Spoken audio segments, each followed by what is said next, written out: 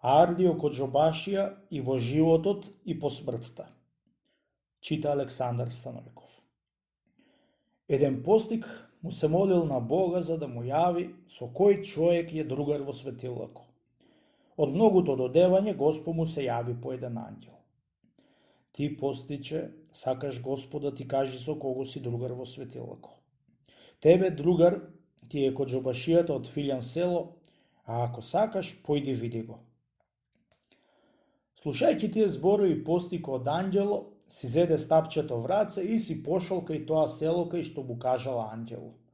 Кога дошол близу до селото, го смрачило и видела еден човек кај се рашетувал покрај село. Добро вечер, пријателе, му рекол. Ќе те болам, постои нешто да те прашам. Од код џобашијата куќата која е? Кога го чул тој збор човеко, го зеде по себе и го однесе во куќата своја, чујќи тој истиот беше код џобашијата. Кога виде постикот и код џобашијата беше прост човек, со жена и деца, се почуди како да е светен таков човек. По вечерата после го зеде на една страна постникот код џобашијата, та му кажал оти толкова години постил и се молил да Бога да му кажи со кого е другар во светилото. И Господ му кажал за со него бил другар.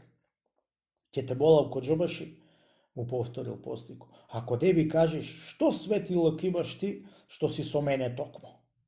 Му рекол. Никаков светилок немам, духовниче. Јас, отколку гладен човек најадувам, жеден го наполувам, јабанџија приберувам, на апсаана одам, на болен одам да го видам и нешто го понадувам, и кога врламе вердијата, на никого не му надфрлам. Ете, тоа нешто го правам, духовниче, а други светилок немам. Кога чула штетијата, на големо чудо станал и кога се помислил тој за каква добрина направил, од себе си се застрамил. Од кога си отишол во постицата, уште многу години моли Бога и одвај се спасил. А пак код џобашијата, еве кај се слави и по смртта.